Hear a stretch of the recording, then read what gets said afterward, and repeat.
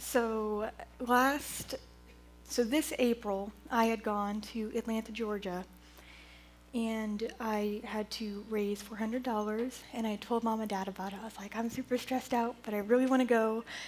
And so Dad had talked to the church, and the church, of course, you guys were super willing, and I'm so thankful because I had a great time.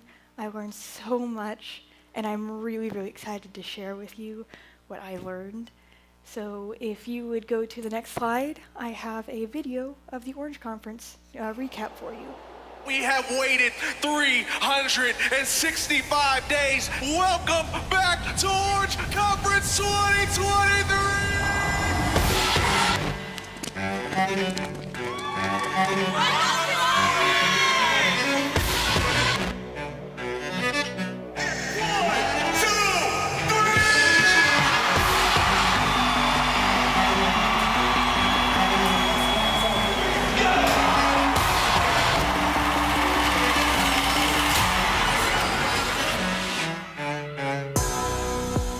From our stages to our dinner tables, may you and I be the kind of leaders that give people reason to believe. No matter where you are in your story, Jesus is still calling you. Your light and the light that you bring and your unwillingness to let the darkness extinguish it, you're the light of the world. You're a city on a hill.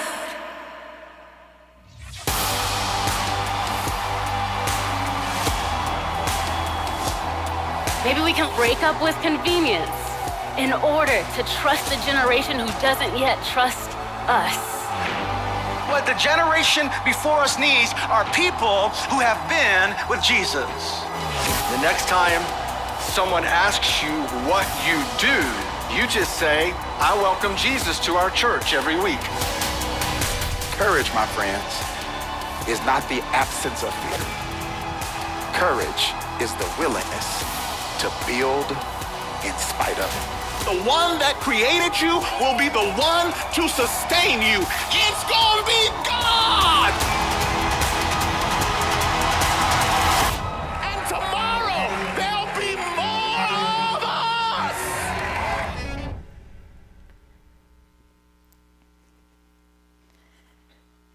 So that was a slight, just a tiny, tiny little sliver of what Orange was. There was a ton of music. There were tons and tons of speakers. In fact, this is the book they gave us, and it has a ton of notes you can take for the main sessions. And they also gave you notes for the workshops. So if you would go to the third slide, Jean. We have waited 300. So this is all of the workshops you could take. There were multiple different sections. I know in the back you probably can't see it, but there's probably a good 15 people you could have chose to do workshops with, and you can only do one. You can only do one workshop in 1 hour. So that was a very tough choice. Before we went to Orange, our teacher sat us down and he said, okay, you guys only get 4 options.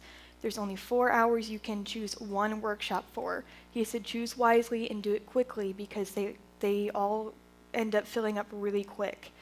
So a lot of the ones that some of my friends had gone in had already filled up because it just goes in like a matter of a couple hours. There's a ton of people that come to Orange. As you could see in the stands and stuff, there were like 3 tiers of just people on all of those floors. There were plenty of speakers. One of my favorites was, her name was Danielle, and she is part of the Salvation Army board. And she is very big on human trafficking and getting people out of that. So there was an event, and it was a sex show. And she was talking about how the Salvation Army had a meeting in half of that building, and there was a sex show on the other half of the building. And she had heard all of these great stories of sex trafficking and women being part of these sex shows, and these people that were part of Salvation Army and other organizations, getting them out of those environments. She had told us this really funny story that she was just ready to go in there with her war drum, just beaten to the own drum of, the sound of her own drum. And she was telling us that she had gone to the board and was like, okay, what are we doing about this? And they told her, oh, don't worry about it, we've already got that covered. They told us that the doors that they're going to use are not going to be the doors we're going to use, and it'll be fine. And she's like, what? She was really upset about that, because she's like, we are supposed to be an organization that is helping these people out, and you're telling me we're just going to cause this division that we're not even going to see them?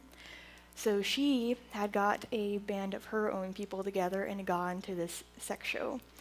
And she had called the guy, and she's like, I want a booth at your show. And he's like, great, I'll set you right up. And she's like, you don't understand, I'm coming to destroy your show. I am going to totally rip this all up. And he's like, okay, go for it. And he was super nice about it. She was saying she's going to sell all these Bibles, tell people about ministry, and he was super for it. He was so excited that someone from a Christian church wanted to come talk to these people. And she was saying that these people go to these sex shows because they're longing for something that is real. People want something that is real. And she was clarifying that we as Christians know what's real, and we need to be sharing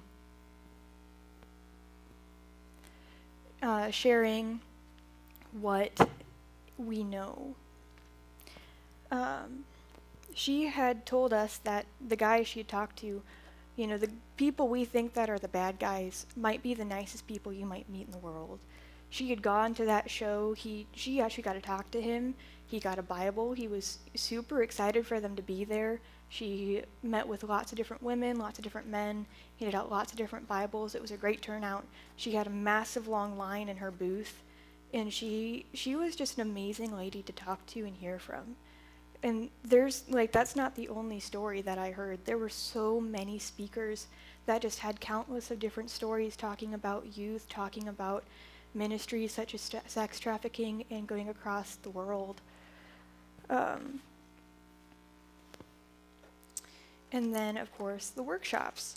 So on the screen, that's the group I hung out with the most. So the three guys in the back is Noah, Isaac, and Josh, and then the girls in the front is Paige, Maddie, then there's me, and then there's Rachel. And that is the group I kind of hung out with. And of course you can see the stadium. It's a really big area, and there was a lot of security kind of driving around traffic because there's just so many people coming in and out, and you had to keep things safe. And then, of course, that's the Gas South Arena where it all happened. And there were two buildings we went in, so that's where all of the get together, this is our community time where you get to hear different speakers, get to do different music. That is where we all meet. And then at the workshops, we went to a whole different building. And one of the workshops I went to that I'm really excited to share with you is How to Human. And the title might seem really deceiving, but he was so smart. He was talking about electronics and how they're drugs. And he had done this study on himself. So he had spent 7 hours a day on his phone. And he had gone to a doctor to see what what his brain looked like.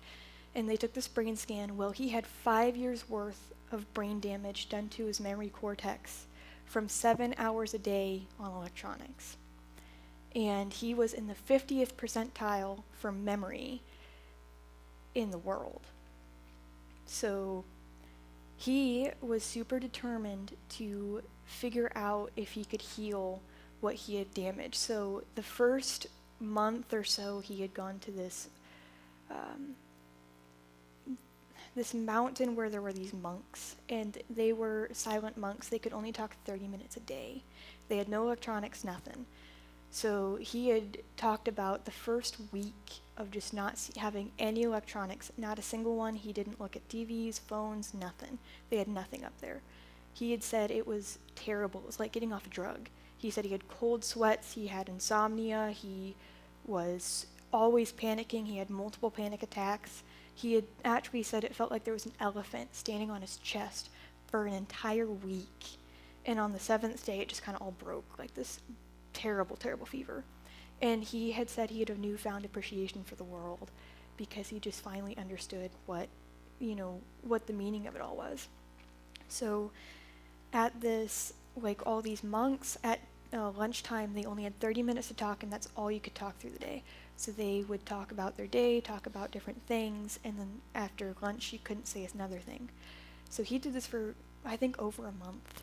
And then after that, he went to an Amish community and had talked about how he learned how to shear sheep, how to learn just to be self-sustained. And he had talked about how great that was as well, and he got to meet so many great Amish people, just get to know how the whole community works. And then shortly after, I think it might have been half a year at this point, he went back home to his wife and kids, but he still didn't look at any electronics. He kind of did his own thing. So after a year, I believe, he went back to the doctor, did a brain scan. Well, he said the doctor's mouth had dropped. He said he had healed 5 years worth of brain damage to that memory cortex, and he was now in the 99th percentile for memory.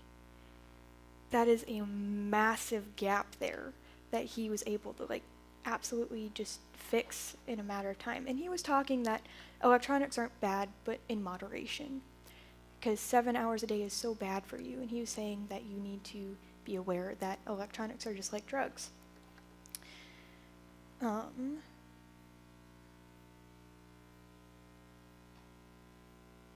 Another cool fact he had told us was in the first 15 minutes that we scroll on our phones in the morning is the same amount of information that our grandparents took in a month. He had said that we were not built to take in that much information. We are not built for that kind of capacity to take in so much information at once, that God created us to take it all in at chunks of time, and that what we're doing is damaging our brain when we're overloading it with so much information in one day. So he had just talked about his story. He talked about different studies. He was a very smart man, and I learned so much. That was my favorite workshop, and it was the one I learned the most from. If you want to know some more of the different workshops and some of the other speakers, you can come talk to me after church. I'll hang around, but those are the two I want to share with you right now. If you move to the next slide, this is the parent gallery. So it was this kind of circled hallway that just reconnects, and so you start with your preschool age. I think actually before that there was just the lead up of a baby crib. You kind of get to see the scenery of what a baby's starting to see when they're born and as they get older. And when they reach preschool, it had all these building blocks, different signs around that you could scan your a QR code, and it would give you these different pieces of information of what they're going through at different stages. And as you walked around, I wish I had more pictures of this, but I wasn't allowed to bring in my camera because it was against policy, so I couldn't take as many pictures.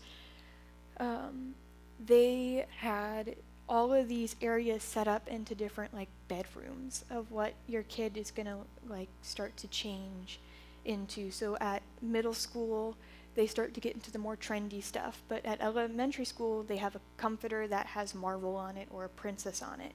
And you just kind of see how they start to grow and what you're going to see those changes look like. And then high school, it started to become more minimal because they're starting to get ready to leave the coop.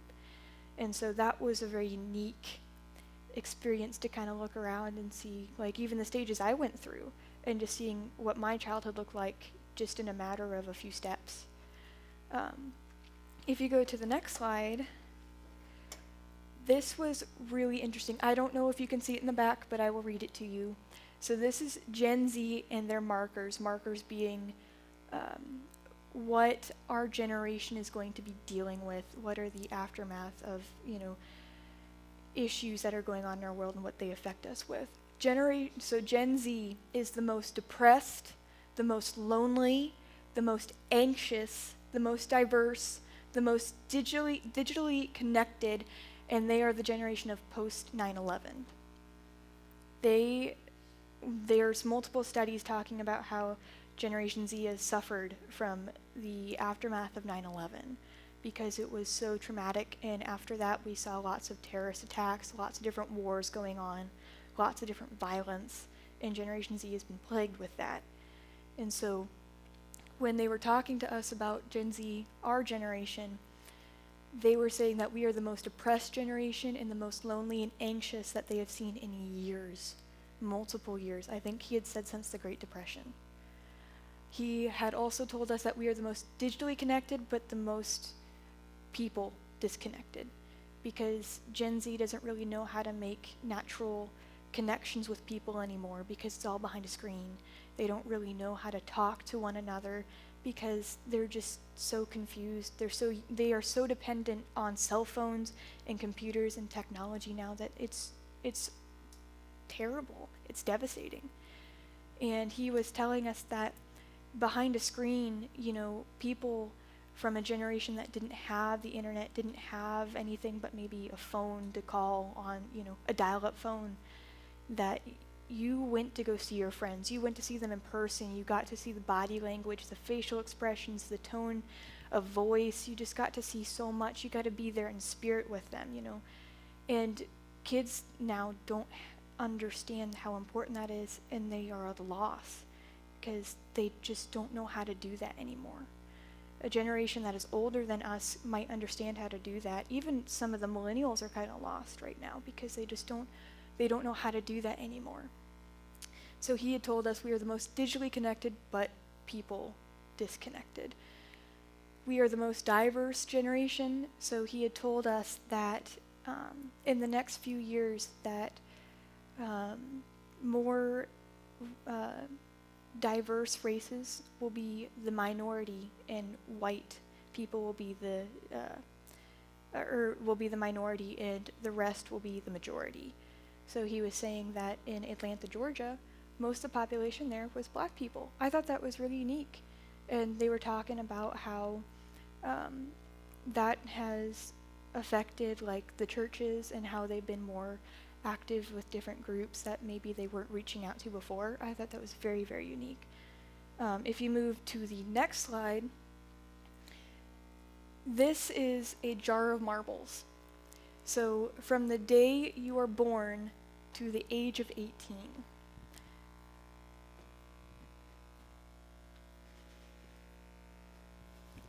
This is how many weeks you have. Every marble is 1 week, and this is 936 weeks from the day you are born that you have with your child or your grandchild. This may look like a lot, or it may look like a little, but this is all you got. There's no more, there's no less. So I will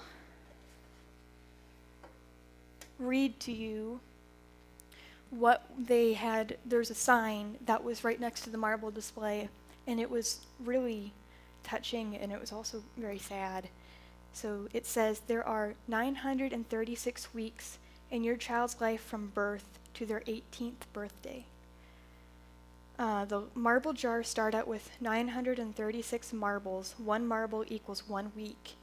Each week, 1 marble is taken out to remind us of the time we have left until there's only 1. It's emotional, we know. I'm not crying, you're crying. But it really is just a phase, and none of us want to miss it. So right now, let's pause for a moment. Look at each jar, take a breath, and think of one way you can make the most of the phase you're in right now. So this is from your birth. This is 936 marbles. That's all there is. To put that in perspective for you, this is age 11. This is all the weeks you got left with your 11-year-old. That is, let's see, this is 364 weeks.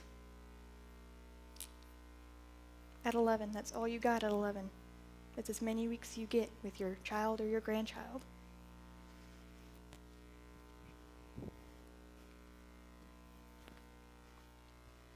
And this is age 18. No marbles left. That's all you got. Not a single one there.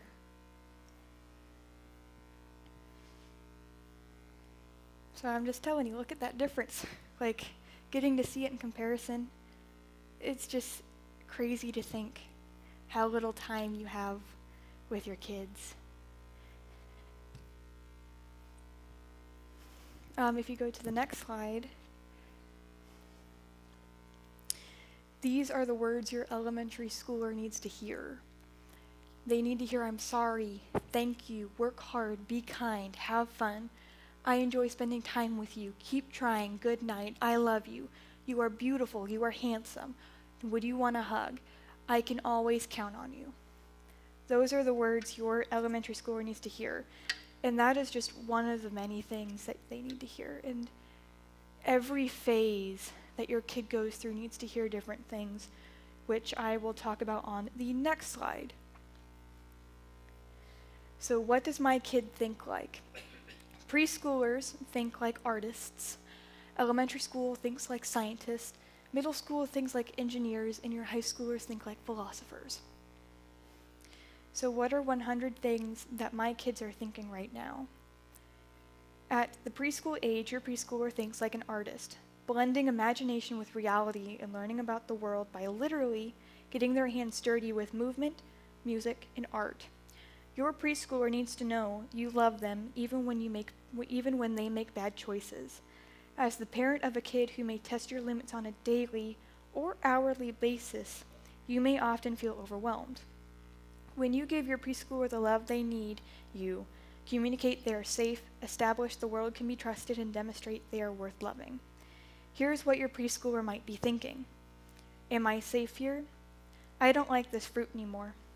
I don't want to blow my nose. Wow, I'm really good at coloring. I wonder if my grandparents think about me when I'm not around. I think I'll have some ice cream for dinner. Wait a minute, Dad is skipping pages in that book.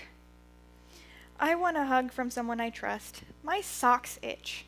What does this marker taste like? Am I able to climb this ladder? I don't like it when my shoes feel wet. Wait a minute, where did that toy go? I just put it here a few weeks ago. I've never seen this person before. Why are they waving at me? I'm really tired, but I don't know what to tell you, or I don't know how to tell you. The girl in my class sings the ABCs wrong and it bothers me. I can't wait to show them my outfit I picked out today. This dinner smells yucky. I made Mom mad, but she still loves me, right? My parents said, don't touch, it's hot, but is it really? I can do it myself. I don't like chicken nuggets shaped like this. I can't see my parents from the top of this slide. I can't see my parents from the top of this slide. Why is this stranger smiling at me? Am I okay? Your elementary age kids are budding scientists who are making sense of the world by gathering evidence and testing their hypothesis repeatedly. They may seem more mature than just a year ago. They are. But that doesn't mean they're quite adults quite yet. They are still concrete thinkers who need lots of affirmation. When you give an elementary schooler the love they need, you communicate their ideas have value, show curiosity about their activities, establish their efforts are significant, demonstrate they are worth loving, and help them push through setbacks. Your elementary schooler might be thinking, do I have your attention? I am so funny. I can't wait to ride my bike with Dad this summer. Did they see me miss that soccer goal? I hope the other kids see how good I am at this. If I raise my hand, will my answer sound stupid? Why did people read newspapers instead of iPads? I hope I'm not the slowest person in gym class. Do I have what it takes? I have a really good idea for a summer business. I hope they think this idea is good. I really want Mom and Dad to watch the movie with me instead of checking their phones. I am the best in my class at reading. I need to tell Mom and my teacher I'm the best in my class at reading. It's kind of insane my parents are from the 1900s. Do I have friends? Wow, I'm a fast runner. Those other kids look like they might be faster than me. Why don't they seem to like me? This person looks different from me, but they're nice. Did they see me score that soccer goal? I wonder how long it takes me to read 100 books. They don't go to church, so does that make them good or bad people? God loves me. I wonder if I'm God's favorite. Your middle school. If middle schoolers had a job, they'd be our nation's greatest and most dramatic engineers. They solve problems by connecting concepts and using their knowledge to challenge authority. Your once compliant kids becomes very, very defiant, and they're fighting every day to gain stability and discover their uniqueness. Forget trying to figure out who you are in Christ. They are struggling to figure out how they see themselves in the world. The next time you take in an all-star performance of a middle schooler, complete with tears, of course, consider this. Behind those emotions is a brain hard at work analyzing, processing, and planning the next move. When you give a middle schooler the love they need, you show up as a predictable presence in your middle school in the middle of their changing reality. Acknowledge their positive qualities and strengths. Bring in other adults who can also be a source of safety and positivity in your kid's life. Rediscover them again and again and again to prove they are worth knowing. Here's what your middle schooler might be thinking. Who do I like here? I can't believe they woke me up for school. I have my own alarm. Ugh! My mom won't let me post my favorite TikTok dance. I feel bad for my dad. He's so old. The new girl in my class is really nice. I wonder if other people think so too. The boy in my class never does his homework. I wonder if his parents love him. Who likes me? None of my friends noticed my new haircut.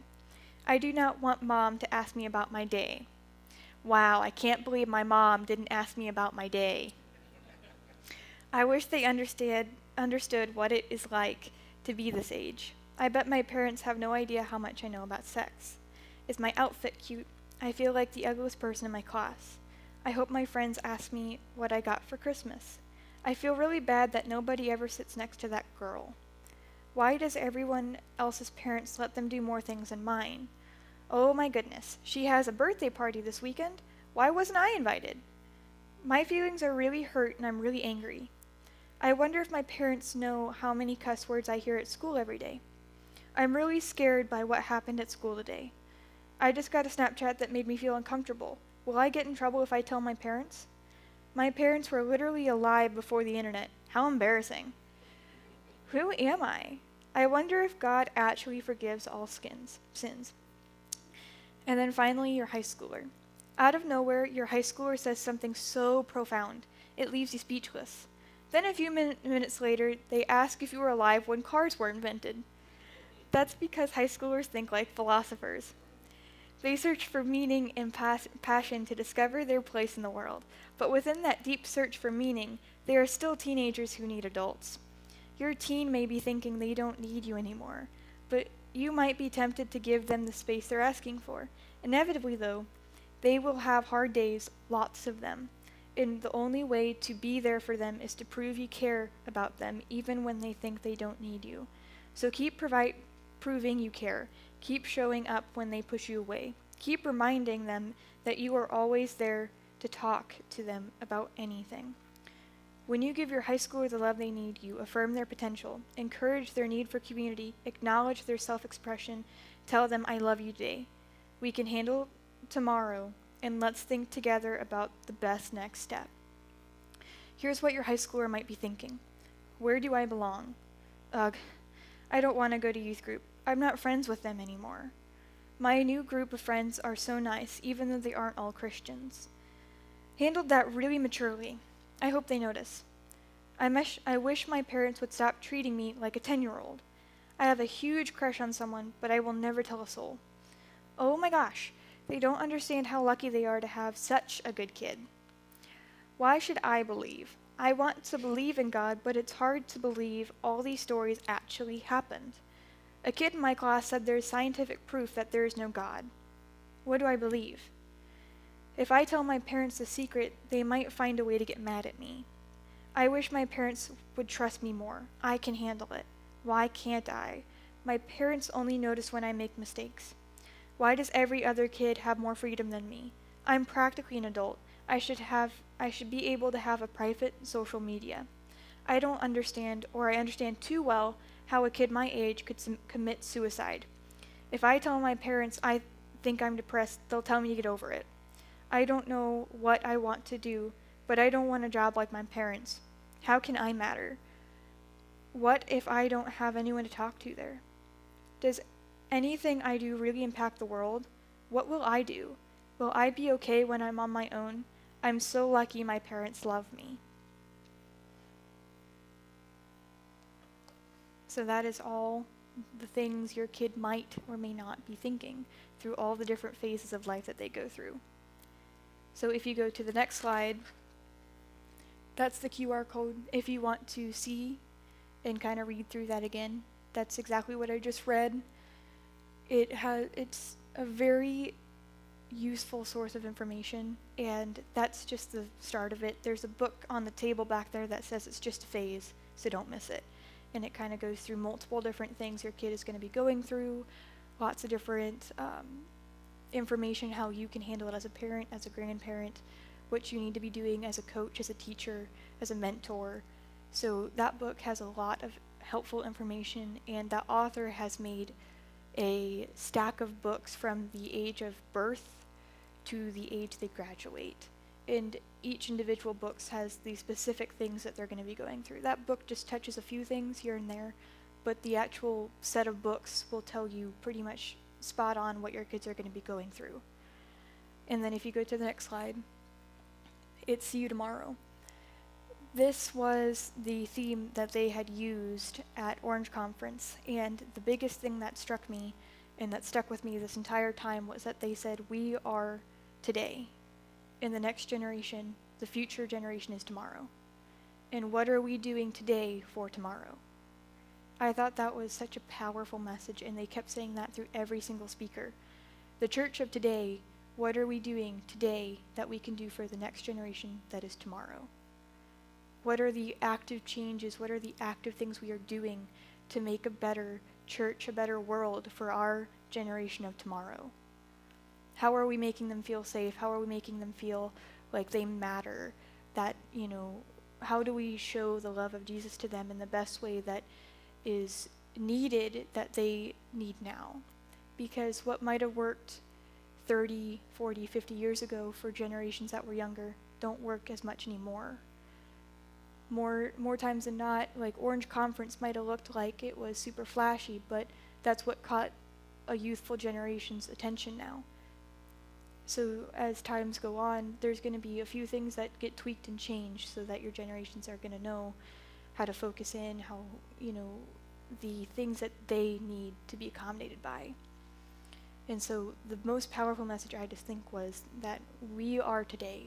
The church here is the church of today. And that in the next 10, 20 years, the next church will be the church of tomorrow. What do you want the church of tomorrow to look like? What do you want them to, be able to run away with and give to other people? I thought that was just so powerful. So not only was it a way for them to tell us goodbye, but it was also a way for them to tell us that you are today. What are you doing today that you can do for the generation of tomorrow? So I would like to thank you all for letting me go there. That was wonderful. I had a great time. I am so thankful I got the opportunity, and I'm so thankful I have such a wonderful, loving church family that allowed me to go and share this information with you guys. So just thank you guys so, so much. And I hope you liked it. If you got more questions, come find me. I've got a ton of stories from the conference that I didn't quite get to share up here, but I'm really excited to talk to you guys about it. So thank you.